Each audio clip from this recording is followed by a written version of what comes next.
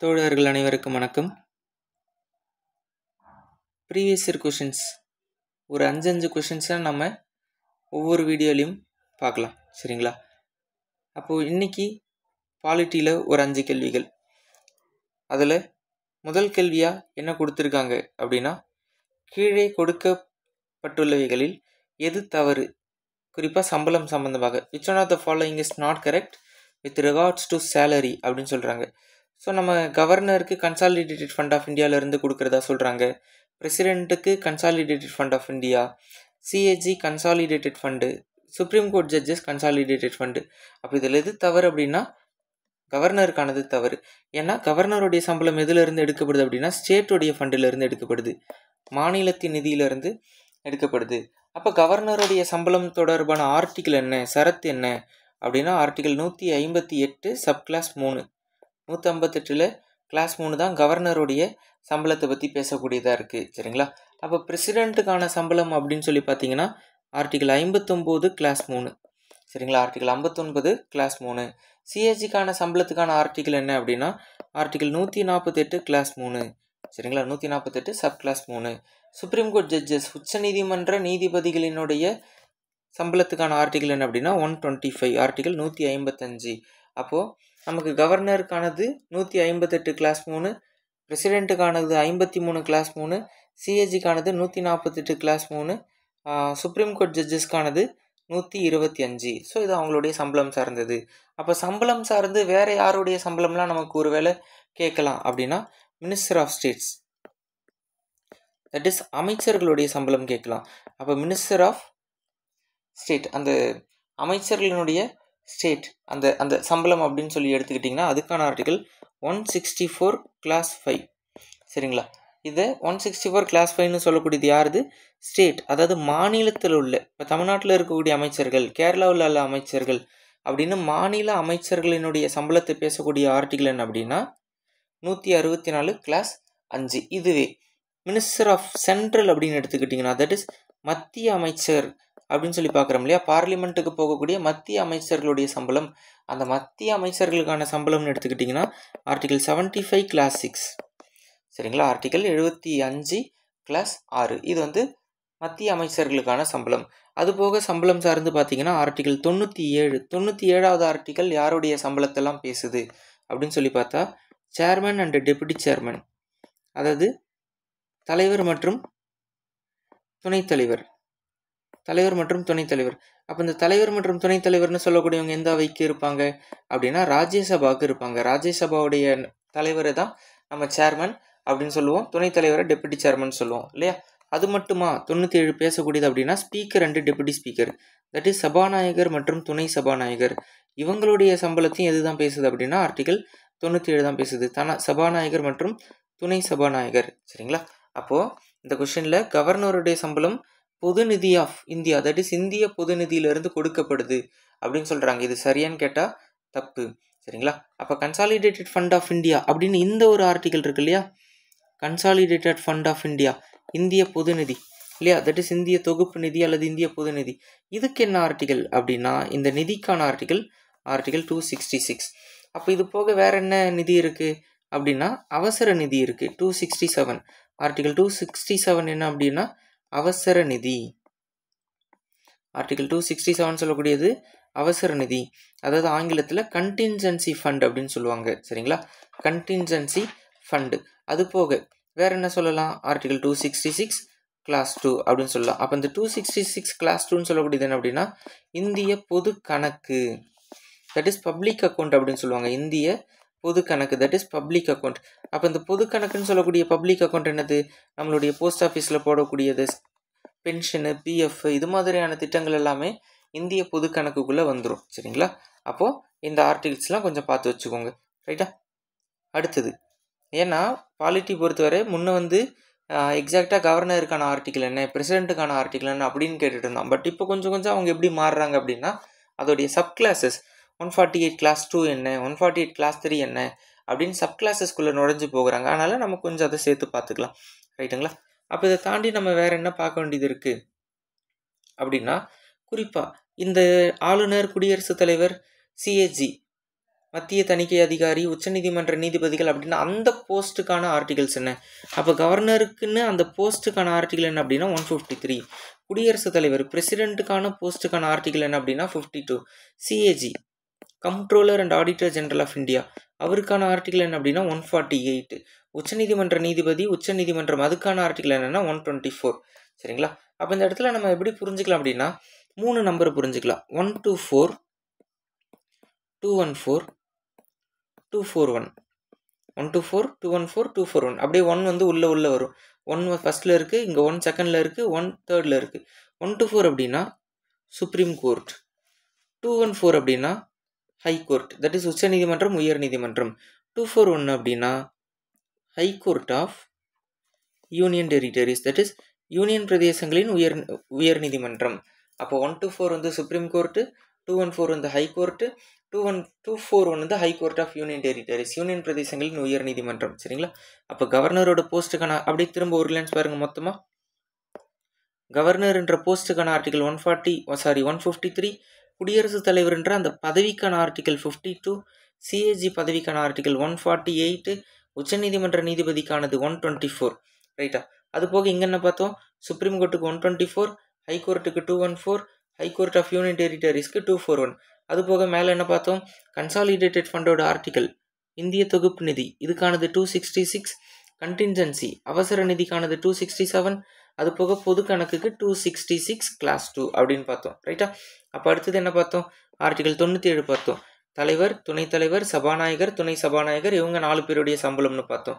125 என்னது? சுப்ரீம் கோர்ட்டுடைய ஜட்ஜஸோடைய சம்பளம் 125 இல்லையா? 164 கிளாஸ் 5 என்னது? மாநில அரசுடைய அமைச்சர்களுடைய சம்பளம். 75 கிளாஸ் 6 என்னது? மத்திய அரசோட அமைச்சர்களுடைய சம்பளம். 158 கிளாஸ் 3 என்னது? ஆளுநருடைய சம்பளம். சரிங்களா? அதை குறிக்கக்கூடிய ஆர்டிகல். அப்போ இந்த சம்பளம் சார்ந்து வேற என்ன நம்ம பார்க்கணும் அப்படின்னா, நமக்கு வந்து பார்த்தீங்கன்னா மொத்தமாக இன்னைய தேதிக்கு 12 ஷெட்யூல்ஸ் இருக்குது இல்லையா? 12 அட்டவணைகள் இருக்குது.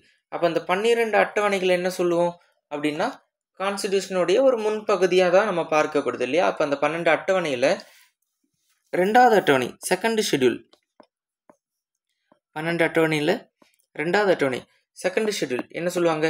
எமுலுமெண்ட்ஸ் அப்படின்னு சொல்லுவாங்க. 2வது அட்டவணை என்ன சொல்கிறாங்க அப்படின்னா எமுலுமெண்ட்ஸ் அப்படின்னு சொல்கிறாங்க. தட் இஸ் ஊதியம், சம்பளம் அப்படின்னு சொல்கிறோம். அப்போ இதை வச்சு நம்ம என்ன பார்க்குறோம்? இந்த 2வது அட்டவணையும் சம்பளத்தை பேசுது. அப்போ எந்த அட்டவணை சம்பளத்தை பேசுது அப்படின்னா 2வது அட்டவணை தான் சம்பளத்தை பேசுது அப்படின்னு சொல்லி தெரிஞ்சுக்கணும். சரிங்களா? அப்போது இதெல்லாம் சம்பளம் சார்ந்த இந்த கொஸ்டினுக்கான முக்கியமான பாயிண்ட்ஸ். ரைட். 2வது கொஸ்டின் என்ன கொடுத்துருக்கான் அப்படின்னா according to the National Human Rights Commission Act 1993. சரிங்களா? இந்த 1993 ஆக்ட் பார்த்தீங்கன்னா அக்டோபர் மாதம் 12ஆம் தேதி நடைமுறையாக இருக்கும். அக்டோபர் 12, 1993 நடைமுறையாக இருக்கும். Who amongst the following can be it's chairman?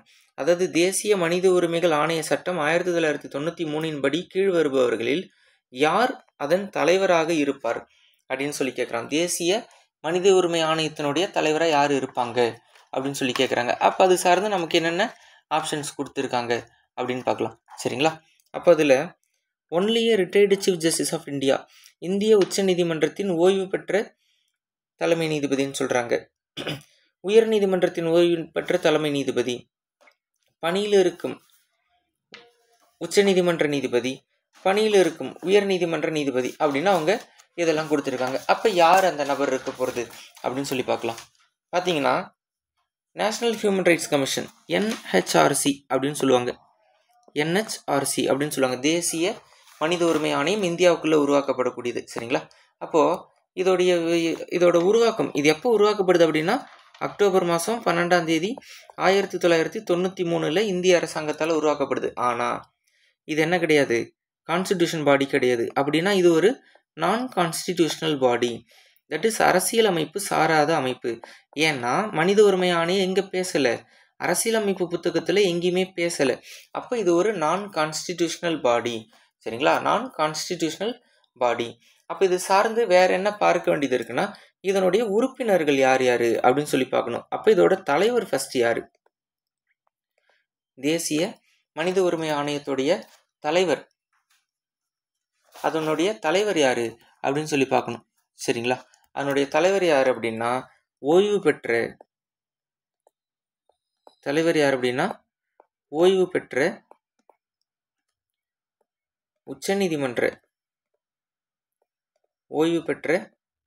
உச்சநீதிமன்ற தலைமை நீதிபதி, that is retired chief justice of India அல்லது retired chief justice of supreme court.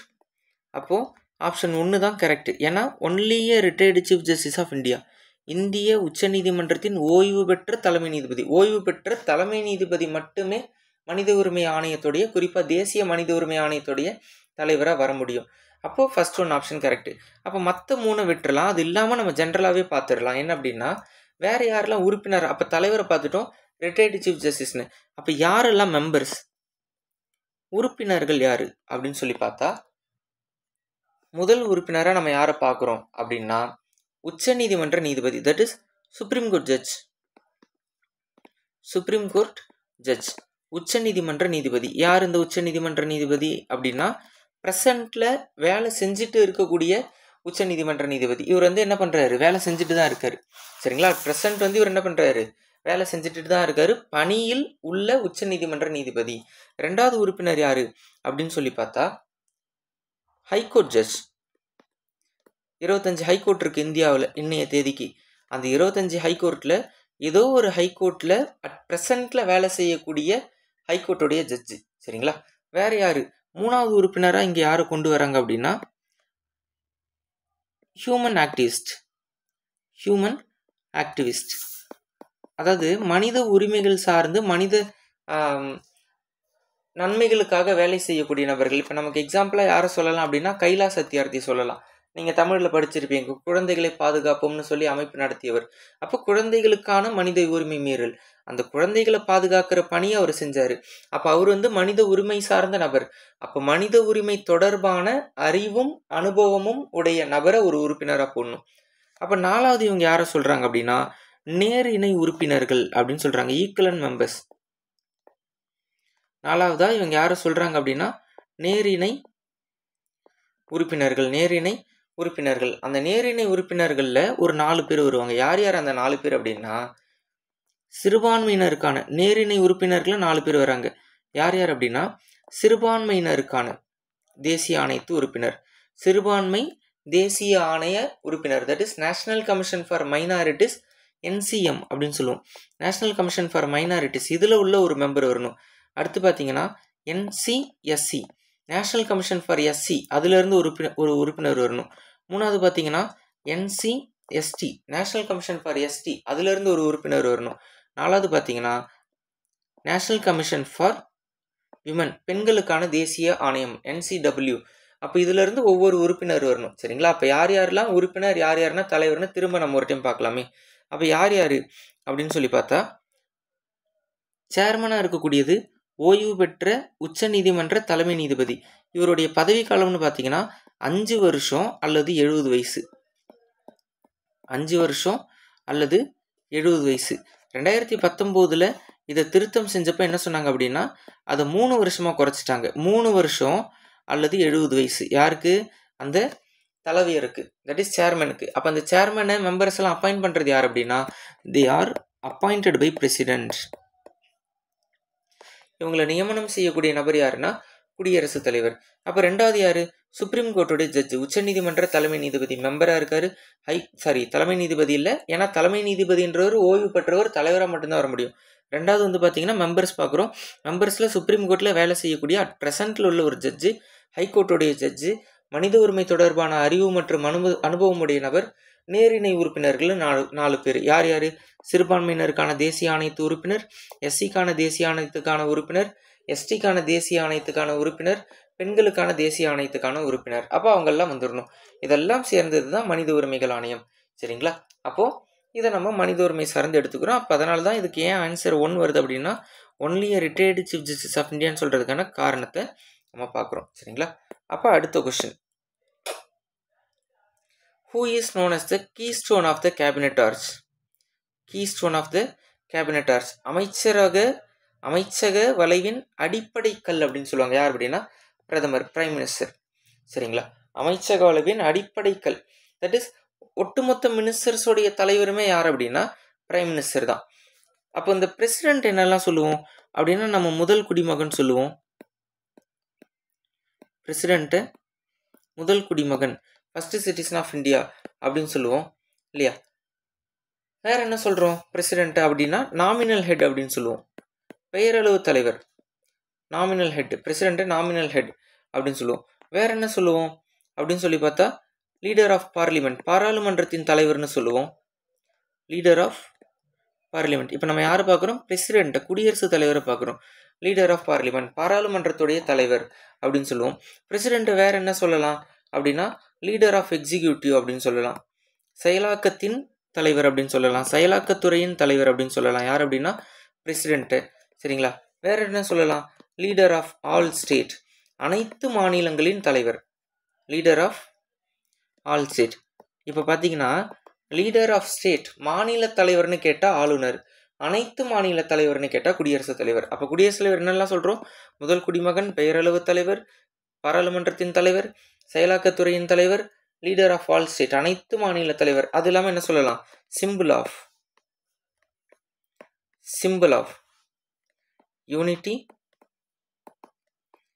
Integrity and sovereignty of India. Unity, integrity and sovereignty of India. அதாவது இந்தியாவின் ஒற்றுமை, ஒருமைப்பாடு மற்றும் இறையாண்மையின் அடையாள சின்னம் ஆவார். இந்தியாவின் ஒற்றுமை, ஒருமைப்பாடு மற்றும் இறையாண்மையின் அடையாள சின்னம் யார் அப்படின்னு சொல்லி பார்த்தா அது குடியரசுத் தலைவர். அப்போ பிரதமர் என்ன சொல்லலாம் அப்படின்னு சொல்லி பார்த்தா இவர் தான் real head of the country. Real head, நாட்டின் உண்மையான தலைவர் யார் அப்படின்னா பிரதமர் அப்படின்னு சொல்லி பார்க்குறோம். அப்போ இவருக்கான டைரக்டாக நம்ம என்ன எடுத்துக்கலாம் அப்படின்னா அமைச்சக வளைவின் அடிப்படைக்கல் அப்படின்னு சொல்கிறாங்க இல்லையா. அப்போது இன்றைக்கி நம்ம ஒரு எலெக்ஷன் நடத்துகிறோம். லோக்சபாவில் ஒரு எலெக்ஷன், மக்களவை தேர்தல் நடக்குது. 543 எம்பி ஆல் ஓவர் இந்தியாவிலேருந்து போகிறாங்க. அதில் எக்ஸ்ன்னு ஒரு கட்சி இருக்குது. சரிங்களா. எக்ஸ்ன்னு ஒரு கட்சி, அந்த எக்ஸ் கட்சி 300 பேர் ஜெயிச்சிருக்கு. அப்போ இந்த 300 எம்பி வச்சுருக்காங்க. எக்ஸ் கட்சியில் மொத்தமாக 300 எம்பி வச்சுருக்காங்க. இந்த 300 எம்பியிலேருந்து ஒரு 60-80 நபர்களை என்ன பண்ணுவாங்க அப்படின்னா கவுன்சில் ஆஃப் மினிஸ்டர்னு மாற்றுவாங்க. அமைச்சரவை. ஒரு 60-80 பேர் என்ன பண்ணுவாங்க? கவுன்சில் ஆஃப் மினிஸ்டர்னு மாற்றுவாங்க, அமைச்சரவை. அப்போ இந்த கவுன்சில் ஆஃப் மினிஸ்டருக்கு கீழே யார் வருவா அப்படின்னா தட் இஸ் கேபினெட் மினிஸ்டர்ஸ். அது எத்தனை? ஒரு 15-20 பேர். சரிங்களா. இவங்களை என்ன சொல்லுவாங்க அப்படின்னா கேபினெட் அமைச்சர்கள்னு சொல்லுவாங்க.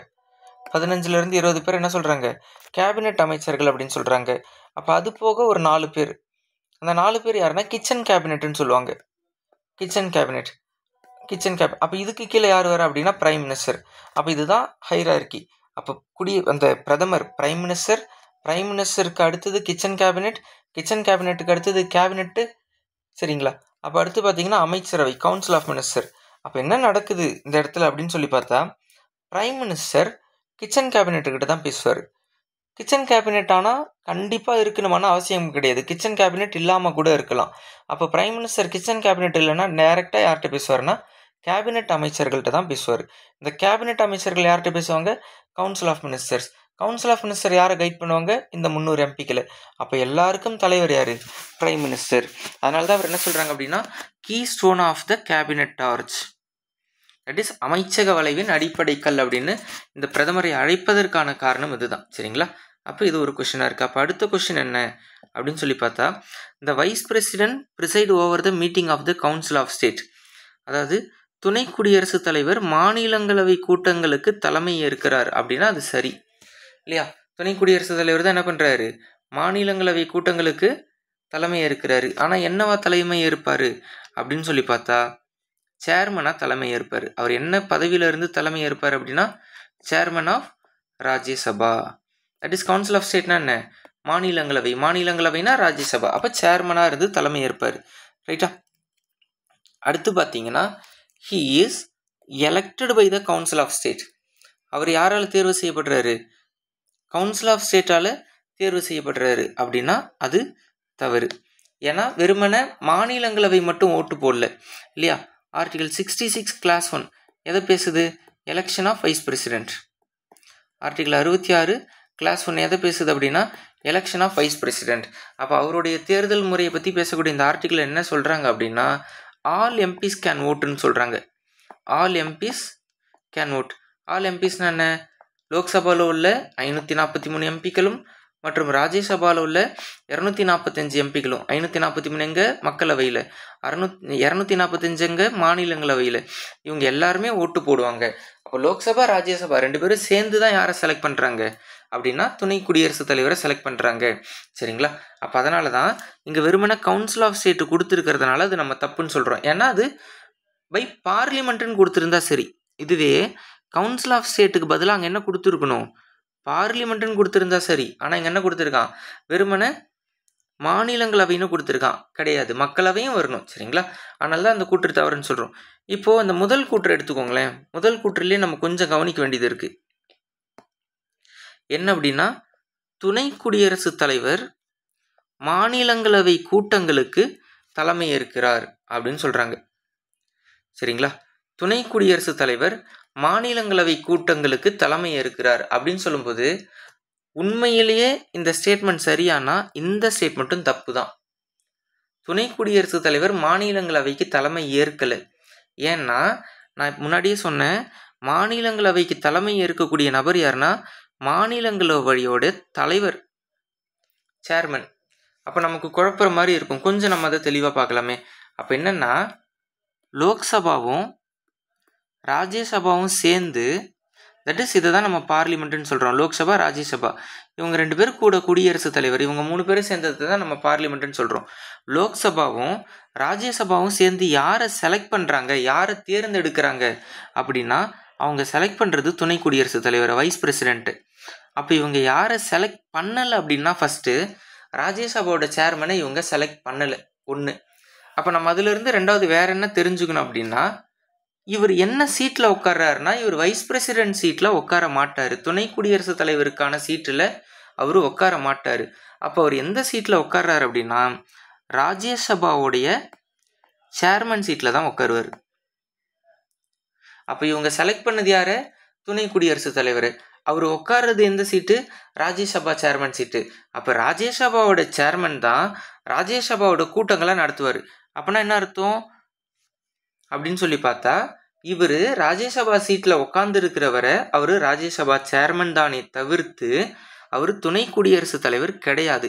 அப்போ அவர் எப்போ துணை குடியரசுத் தலைவராக மாறுறாரு அப்படின்னு சொன்னால், பிரசிடென்ட் இருக்காங்க இல்லையா, பிரசிடென்ட்டோடைய சீட்டு ஏதோ ஒரு காரணத்தினால காலியாகும். அவர் இறந்துட்டாலோ, அல்லது அவருக்கு உடம்பு சரியில்லாமல் லீவ் போட்டுட்டாலோ, அல்லது அவர் ராஜினாமா கொடுத்துட்டாலோ, அல்லது அவரோட 5 ஆண்டு காலம் பதவி முடிஞ்சிருச்சுனாலோ, அல்லது அவரை பதவி நீக்கம் செஞ்சுட்டாலோ, ஏதோ ஒரு காரணத்தினால பிரசிடென்ட்டோடைய சீட்டு காலியாக போச்சு. ஆனால் இந்தியாவில் எப்பயுமே பிரசிடென்ட்டோட சீட்டு வேக்கண்ட்டாக இருக்கக்கூடாது, காலியாக இருக்கக்கூடாது. அப்போ பிரசிடென்ட் இல்லாத நேரத்தில் பிரசிடென்ட்டோடைய சீட்டில் யார் உட்காருவோன்னா துணை குடியரசுத் தலைவர், வைஸ் பிரசிடென்ட். அப்போது எப்போ பிரசிடென்ட்டோட சீட்டில் வைஸ் பிரசிடென்ட் உட்கார்றாரோ அப்போ தான் அவருக்கு பேர் வைஸ் பிரசிடென்ட். அவர் உட்கார்ற சீட்டு பிரசிடென்ட்டோடையது, ஆனால் அவரோட பேர் என்ன? Vice president. எந்த நேரத்தில் பிரசிடென்ட்டோடைய சீட்டில் வைஸ் பிரசிடென்ட் உட்கார்றாரோ அப்போ தான் அவருக்கு பேர் வைஸ் பிரசிடென்ட். அது வரைக்குமே அவரோட பேர் என்னன்னா சேர்மன் தான், தலைவர் தான். அப்போ இந்த ஸ்டேட்மெண்ட் இப்போ படித்து பாருங்கள். துணை குடியரசுத் தலைவர் மாநிலங்களவை கூட்டங்களுக்கு தலைமை ஏற்கிறார் அப்படின்னா எக்ஸாக்டாக அந்த ஸ்டேட்மெண்ட் தப்பு. அங்கே என்ன வந்திருக்கணும் அப்படின்னா மாநிலங்களவை தலைவர், சரிங்களா, மாநிலங்களவை தலைவர் மாநிலங்களவை கூட்டங்களுக்கு தலைமை ஏற்கிறார் அப்படி தான் வந்திருக்கணும். ஆனால் இங்கே ஏன் நம்ம அதை சரின்னு ஒத்துக்கிட்டோம்? இங்கே பாருங்கள், ஏ சரின்னு கொடுத்துட்டோம், ஏ சரி ஆர் தவறுன்னு கொடுத்துட்டோம். ஏன் நம்ம சரின்னு ஒத்துக்கிட்டோன்னா, நீங்கள் மற்ற ஆப்ஷனை பாருங்களேன், ஏ அண்ட் ஆர் ட்ரூன்னு கொடுத்துட்ருக்கான். அப்போ இந்த இடத்துல ஏ சரின்னு ஆப்ஷன் கொடுத்துட்டான். ரெண்டாவது option A and are true, அப்போ ஏ ட்ரூன்னு கொடுத்துட்டான். மூணாவது ஆப்ஷன் ஏ ட்ரூன்னு கொடுத்துட்டான். அப்போ 3 ஆப்ஷன்லையுமே அவங்க என்ன கொடுத்துட்டாங்கன்னா ஏ ட்ரூன்னு கொடுத்துட்டாங்க, வேறு வழி இல்லாமல் சரின்னு சொல்கிறோம். ஆனால் டி ஃபால்ஸ் தானே கொடுத்துருக்கான். ஆனால் ஆர் என்ன கொடுத்துட்டான்? ஆர் ட்ரூன்னு கொடுத்துட்டான். ஆனால் ஆறுமே என்னதான் தப்பு தான். ஒருவேளை ஆப்ஷன் இப்படி வந்துச்சுன்னா ஏ அண்டு ஆர் இஸ் ஃபால்ஸ்னு வந்துச்சுன்னா இதுதான் ஆன்சர். ஸோ வெறுமன கொஷினை மட்டுமே படித்து நம்ம ஆன்சர் பண்ணுறதுன்றது கிடையாது. கொஷினோட சேர்த்து ஆப்ஷனையும் ஒரு டைமுக்கு 2 டைம் படிங்க. அப்படின்னா மட்டும்தான் உங்களால் பாலிட்டி போன்ற சப்ஜெக்ட்ஸ் எல்லாம் உங்களால் ஆன்சர் பண்ண முடியும். சரியா? ஸோ இப்படி தான் ஒரு கொஷின் அணுகணும். ரைட்டா?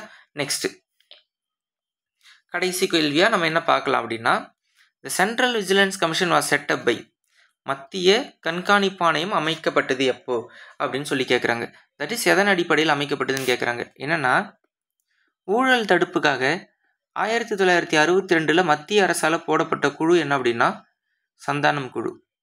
1962 மத்திய அரசினால் போடப்பட்ட குழுவினுடைய பெயர் என்ன அப்படின்னு சொல்லி பார்த்தா அது சந்தானம் குழு. அப்போ அந்த சந்தானம் குழுவோட பரிந்துரைப்படி தான் 1963 சரிங்களா, சந்தானம் குழுவினுடைய பரிந்துரைப்படி 1963 உருவாக்கப்பட்டது CBI, that is central bureau of investigation.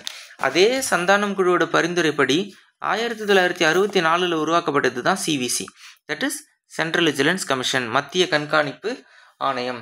அப்போது சிபிஐ மற்றும் சிவிசி இது ரெண்டுத்தையுமே பரிந்துரை செஞ்ச குழு எது அப்படின்னா இந்த சந்தானம் குழு தான். சரிங்களா, சந்தானம் குழு. அப்போது இதுக்கு ஆன்சர் என்ன கொடுத்துருக்கான்னு ஃபஸ்ட்டு பார்த்துடலாம். டைரெக்டாக executive resolution of the central கவர்மெண்ட்னு கொடுத்துட்டான். அப்போது resolution of the state legislator, இங்கே நமக்கு அந்த பேர்லேயே வந்துருச்சு மத்திய அப்படின்னு, சென்ட்ரல். அப்போ இந்த ஸ்டேட் லெஜிஸ்லேட்டர் வந்துச்சா இதை படிக்க வேண்டாம், அது கிடையாதுன்னு போட்டுருங்க. Constitutional provision act of the parliament, அரசியலமைப்பு அந்தஸ்து படி இருக்குது. அதாவது கான்ஸ்டிடியூஷனில் சிவிசி சென்ட்ரல் விஜிலன்ஸ் கமிஷன் பேசப்பட்டிருக்குன்னு சொல்கிறாங்க, பாராளுமன்ற சட்டத்தால் உருவாக்கப்பட்டதுன்னு சொல்கிறாங்க. இது ரெண்டும் சரியாக தப்பான்னு பார்க்கலாம். இது உருவாகினது எப்போ அப்போனா 1964 ஃபார்ம் ஆயிடுச்சு. சரிங்களா, அப்போது இந்த சிவிசி எதுக்காக அப்படின்னா ஊழல் தடுப்புக்காக, ஆன்டி கரப்ஷன். சிவிசி எதுக்காக உருவாக்கப்பட்டது நம்ம ஃபஸ்ட்டு தெரிஞ்சுக்கணும். ஊழல் தடுப்புக்காக தான் உருவாக்கப்பட்டது. சரிங்களா, அப்போது சிவிசி வர்றதுக்கு முன்னாடி, சிபிஐ வர்றதுக்கு முன்னாடி 1988 ப்ரிவென்ஷன் ஆஃப் கரப்ஷன் ஆக்ட், இதை வச்சு தான் நம்ம வந்து ஊழலை தடுத்துட்டு இருந்ததும். சரிங்களா, ப்ரிவென்ஷன் ஆஃப் கரப்ஷன் ஆக்ட், ஊழல் தடுப்பு சட்டம் அப்படின்னு சொல்லுவாங்க. Prevention of corruption act, that is ஊழல் தடுப்பு சட்டம், ப்ரிவென்ஷன் ஆஃப் கரப்ஷன் ஆக்ட் அப்படின்னு சொல்கிறாங்க, ஊழல் தடுப்பு சட்டம். இந்த 1988 சட்டத்தை வச்சு தான் பண்ணிட்டு இருந்தாங்க. இப்போ 1964 சிவிசி உருவாக்குனாங்க இல்லையா, எதை வச்சு உருவாக்குனாங்கன்னா executive resolution of the central government, மத்திய அரசினுடைய தீர்மானத்துப்படி தான் உருவாக்குனாங்க. அதுக்குன்னு இன்னமும் கான்ஸ்டிடியூஷனில் ஒரு அதிகாரம் கொடுக்கல, கான்ஸ்டிடியூஷனில் எங்கேயுமே சிவிசியை பற்றி பேசலை. ஆனால் 2003 சிவிசிக்கு சட்டம் போட்டாங்க, பார்லிமெண்ட் தான் சட்டம் போட்டாங்க. என்ன சட்டம் அப்படின்னா சிவிசி ஆக்ட். சட்டத்துக்கு பேரே சிவிசி சட்டம் தான், தட் இஸ் மத்திய கண்காணிப்பு ஆணைய சட்டம் 2003. அப்படின்னா இன்னைய தேதிக்கு இந்த சிவிசின்னு சொல்லக்கூடியது சட்டப்பூர்வ அமைப்பு. இன்னைய தேதிக்கு சிவிசின்னு சொல்லக்கூடியது சட்டப்பூர்வ அமைப்பு, தட் இஸ் ஸ்டாட்யூட்டரி பாடி. சட்டப்பூர்வ அமைப்புனா என்ன, அதுக்கு சட்டம் போட்டாச்சு, சட்டம் போட்டாச்சுன்னா அதுக்கு பேர் என்னது, சட்டப்பூர்வ அமைப்பு, ஸ்டாட்யூட்டரி பாடி. சரிங்களா, அப்போது சிவிசின்னு சொல்லக்கூடியது இன்னைய தேதிக்கு சட்டப்பூர்வ அமைப்பு. ஆனால் அது உருவாக்கப்பட்டது எதனால், பாராளுமன்றத்தினுடைய, தட் இஸ் சென்ட்ரல் கவர்மெண்ட்டினுடைய தீர்மானத்தினால. ஆக்ட் ஆஃப் பார்லிமெண்ட்னு கொடுத்துருக்காங்க. சட்டத்தை போட்டது 2003 தான் பார்லிமெண்ட்டு சிவிசிக்கு சட்டம் போட்டிருக்காங்க. ஆனால் எப்போ, 2003. சரிங்களா, பார்லிமெண்ட்டு சிவிசிக்கு சட்டம் போட்டிருக்காங்க எப்போ அப்படின்னா 2003. ஆனால் இவங்க என்ன கேட்குறாங்க, commission was set up by, உருவாக்கப்பட்டது எப்போன்னு கேட்குறாங்க. எதன் அடிப்படையில் உருவாக்கப்பட்டது அப்படின்னா 64 வந்து போச்சு. 64 வந்தது இந்த பாராளுமன்றத்துடைய தீர்மானத்தின்படி. தீர்மானம்ன்றது தான் அங்கே முக்கியம். சரிங்களா, ஸோ இன்றைக்கி இந்த வீடியோவில் ஒரு 5 கேள்வி பார்த்துருக்கோம். ஸோ அப்போ அந்த 5 கேள்வின்றதுல நம்ம முடிஞ்ச அளவு எக்ஸ்டெண்டடான பாயிண்ட்ஸும் பார்த்தோம், ஒரு கொஷினை எப்படி அணுகிறது அப்படின்னு சொல்லி பார்த்தோம். ஸோ அடுத்தடுத்து நம்ம ஒரு 5 கேள்விகளாக வெவ்வேறு சப்ஜெக்ட்களில் உள்ளதை பார்க்கலாம். சரிங்களா, நன்றி.